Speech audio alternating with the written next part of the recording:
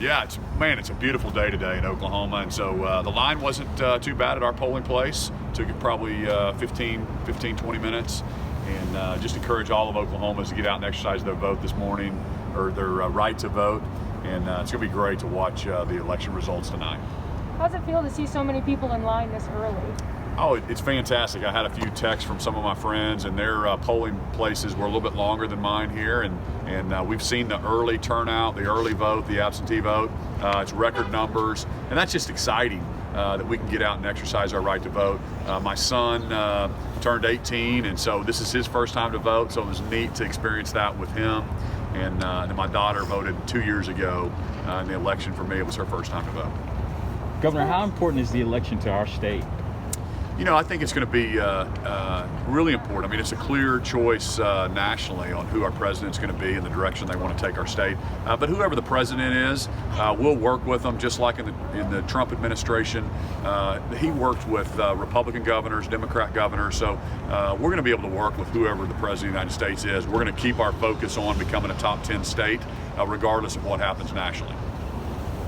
As far as COVID-19 precautions went, did you feel safe in there? Was there anything different than past presidential elections as far as how you voted? Yeah, it felt very safe. Again, Oklahoma has been reopened, fully reopened, no restrictions for the last 5 months, and people were social distancing, and people had their mask on, and thank goodness for the wonderful poll workers. Really give them a thanks all across our state. We really wanted to encourage them.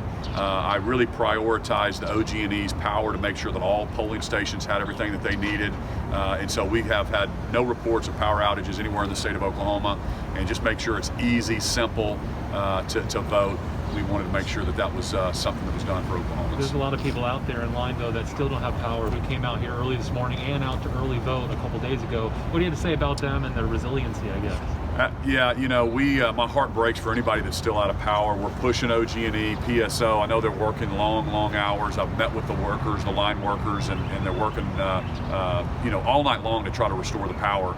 One thing that I thought was interesting when I met with those line workers, some of them are still without power at their homes, but yet they're out trying to get the power on for Oklahomans. So I believe 97% of Oklahomans should have power today, and then everybody by the end of this week. So we're trying to get that back up and running.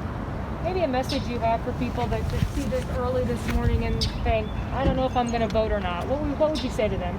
You know, just get out and exercise your right to vote. It really doesn't take very long to get out and do that, and then watch the results come in. So you can't complain if you're not part of the process. So I encourage everyone to be engaged in the process, know what the state questions are, know what that does, and just be an informed citizenry. That's what we really need, is people to understand what's going on with their elected officials, and so get involved. And the first step is actually voting.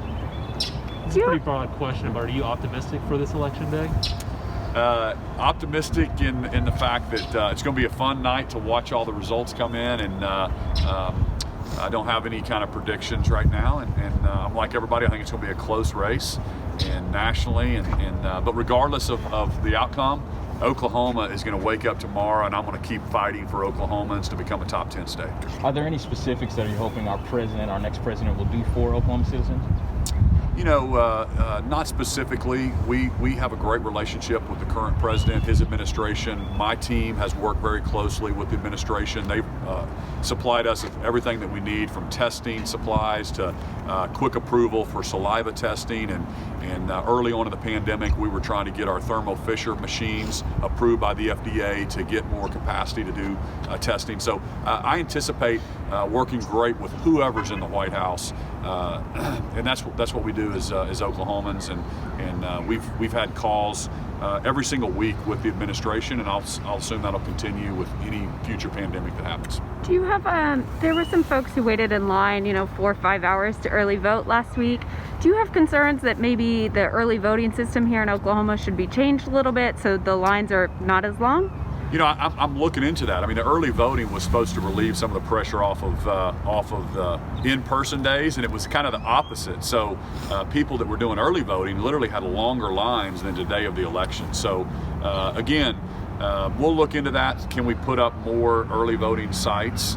But really, the election is today. the lines today are very minimal compared to what we saw with the early voting. We saw them lined up on Lincoln all the way back to 44. Sometimes we've heard people waiting 5 hours to vote. You're not going to experience that today at the polling station. There's just much more of them spread out across the state.